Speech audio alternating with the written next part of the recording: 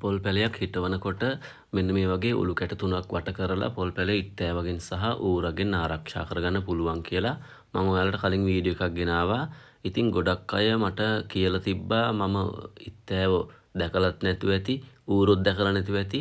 මේ ක්‍රමයෙන් පොල් පැල ආරක්ෂා කරගන්න බෑ. ඉත්තෑව මේ උළු කැට හාරලා මේක පෙරලනවා.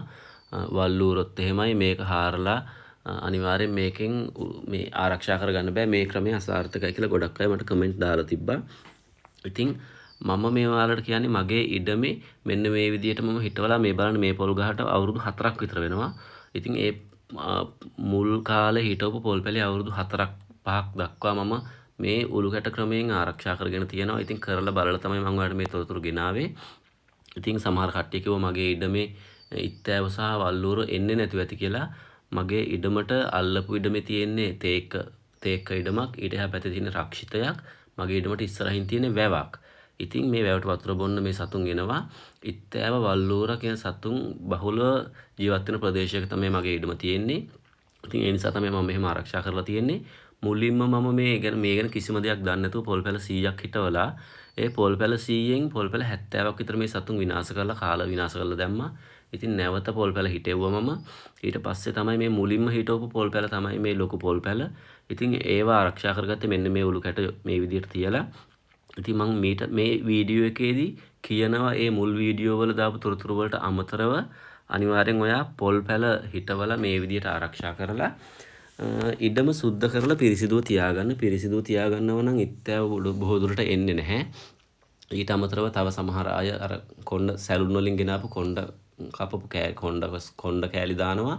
ඉතින් ඔයාලට පුළුවන් මේ විදිහට ආරක්ෂා කරලා වටේට කොණ්ඩ කෑලි ටිකකුත් දාන්න. ඉතින් මේ හැම ක්‍රමයක්ම යොදලා අවුරුදු 3ක් 4ක් යනකම් පොල් පැලේ බලාගෙන 4ක් 5ක් විතර යනකම් ඔයාලට ඊට පස්සේ මේ පොල් පැලේ පීදුනාට පස්සේ මේ ආදායමක් ගන්න පුළුවන්. මේ මම කරලා බලලා තමයි මේ විස්තර ඔයාලට ගෙනල්ලා තියෙන්නේ. ඉතින් ඔයාලත් මේක කරලා බලන්න අනිවාර්යෙන්. අනිත් එක තමයි මගේ ඉඩම පිහිටි ප්‍රදේශයේ තව ගොඩක් ඉඩම් තියෙනවා. ඒගොල්ලෝ වගා කරලා තියෙනවා. ඉතින් මේ පොල් පැල වලට අමතරව මේ සත්තුන්ට කෑම හොයාගන්න පුළුවන් තව ක්‍රම ඇති. කෙසෙල් වගාවල් තියෙනවා, මඤ්ඤොකු වගාවල් තියෙනවා සහ මේ කැලේ වැව තියෙනවා. ඊට පස්සේ රක්ෂිත වනාන්තරයේත් උන්ට කෑම තියෙනවා. ඉතින් ඒක නිසා සමහර විට මේ ඉත්තෑවගේ වල් ඌරගේ හානිය මේ ක්‍රමෙත් එක අඩු වෙන්න පුළුවන්. වුන්ට වෙනත් ආහාර සොයා ගැනීමේ පහසුවත් වෙන්න පුළුවන්. ඉතින් මම මේක හරියටම කියන්නේ එහෙම දැන් ඔයාලා කියන නිසා කියන්නේ මේකේ අසාර්ථකයි කියලා.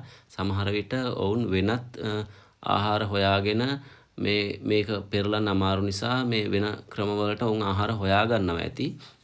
ඉතින් ඔයාලා අනිවාර්යයෙන්ම මේ ක්‍රමයේ අනුගමනය කරන්න. පොල් පැල ටික සුද්ධ කරලා තියාගන්න. ඊට පස්සේ කොණ්ඩ කෙස් ටිකක් මේ ගස් වටේට දාලා තියාගන්න.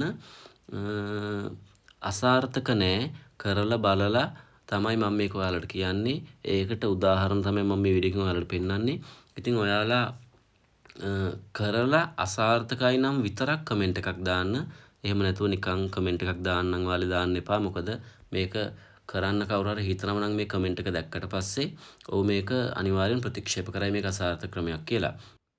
ඉතින් මම මේ වීඩියෝ එක දැම්මේ අර කලින් දාපු වීඩියෝ එකට වැඩිදුර පැහැදිලි කිරීමක් වශයෙන්.